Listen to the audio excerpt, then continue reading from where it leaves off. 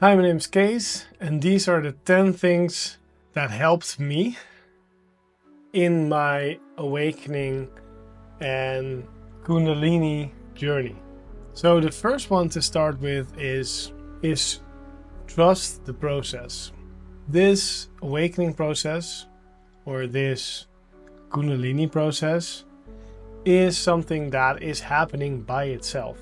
You need to only give it permission to work. You need to allow it, let's say. But it is already doing its thing.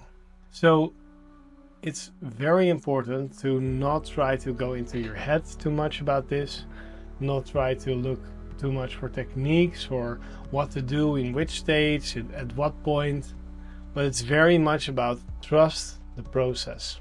So the second thing is one that will help you go into your body a little bit more, because the tendency for spiritual people is to go up, to go out of their body, to want to move out of their body. But this process is not only about reaching the top, it's also to ground your process. And number 2 is exercise gently. So it's great to exercise often in this process to relax your body and move your body and ground all those energies. And the best thing is not to push yourself too hard in workouts or something like that, to not work yourself out, but to gently move the body. And that could be with yoga, with long walks, that could be with gentle exercise, maybe biking, jogging or anything like that, or maybe some weights, or maybe a team sport where you don't think about the fact that you're exercising.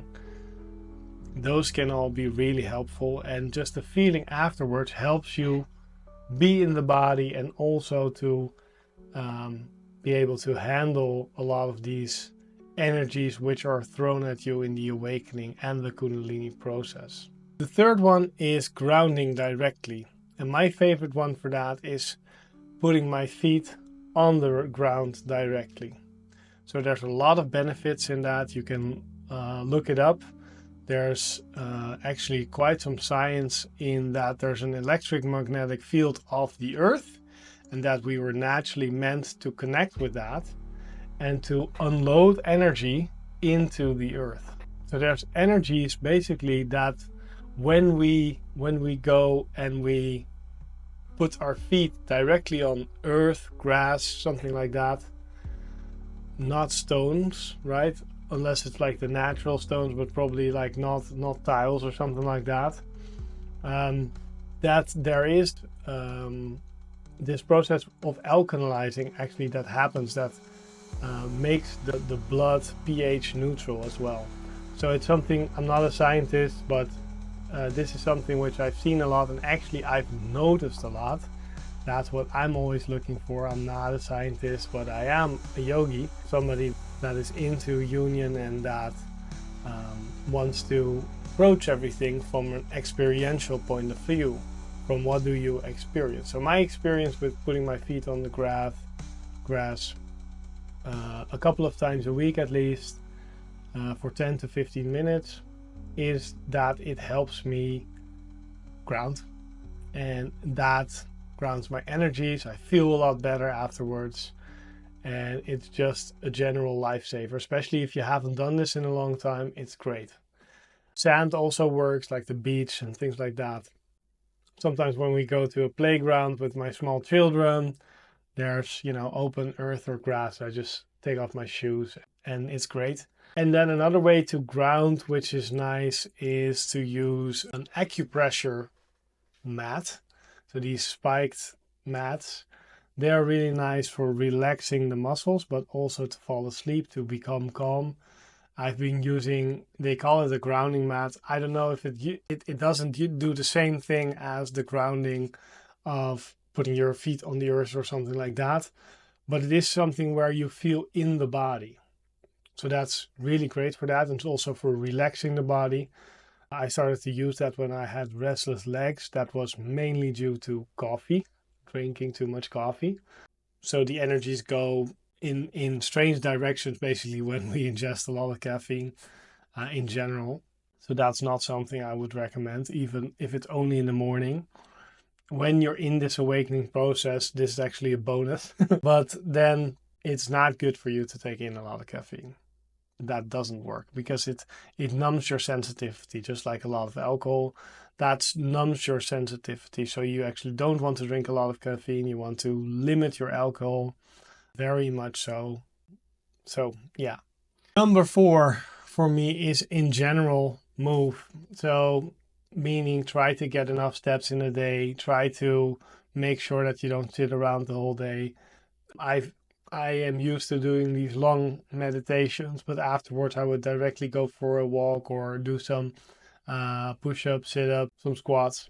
Number 5 is shower. I think shower is a great way to release energy and to sort of let go of everything that happened that day. It's actually cleaning your aura, your own field, just like actually when you walk through dense wind. So if you go to the beach, that might also work on a winter day.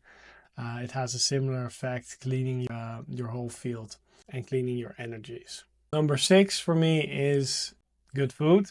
So try to eat well as much as you can. You can also, enjoy and sometimes eat things which do not look healthy, but you need the energy. So a lot of people in the Kundalini process have different cravings. They might also crave for sweet foods or fatty foods. I did definitely. That's totally fine. But try to make sure that next to that you eat enough fruits and vegetables to balance it out and also to give your body enough clean energy. Number 7 is chill when you need to chill. So when I talked about this list to my girlfriend, she said there was a time for about 2 years when I was very lethargic because of these energies. I felt very much down. I couldn't do much. I didn't feel like doing much. I basically sat on the couch a lot and I felt lethargic. And that had to do with also my gluten intolerance. I was still eating a lot of gluten, but it also had to do with these energies just being intense. So if you would say to me then, well, what you need to do is you need to move more, or things like that, that wouldn't have really hit me at that point because I didn't really feel that I had the energy to do that. Look into your diet, what you're eating and things like that, but also try to do these things where possible. Maybe go for small walks or things like that. My point is chill when you need to chill. Don't force yourself to do all these things, but chill when you need to chill. 9 is intuitive eating and living. So what we need to align to, especially in the Kundalini and awakening process, is to eat and to live more intuitively, meaning bring in more surrender. Don't listen to your thoughts so much, but just be in the moment. If you're sleepy, try to sleep. If you're tired, try to sleep. If you feel hungry, try to eat.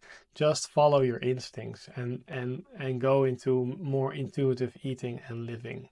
And of course, that's not always possible, but try to do it when it's possible, right? And try to relax into your work. Try to relax into what you're doing.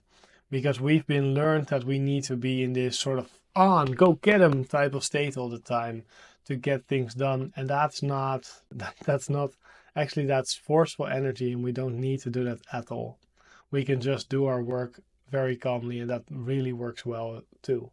9 is orient towards feeling, meaning when all this in the Kundalini and awakening process, a lot of, let's say, shit from the past or from past lives or from karma or from family history or things like that will come up, or from your life.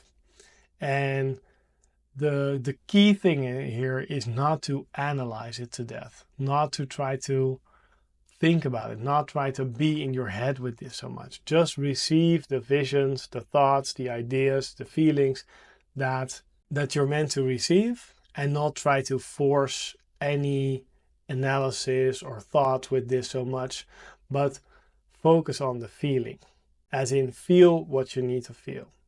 And that's it. That's a deeper layer than thought. So you don't have to understand everything that you're feeling.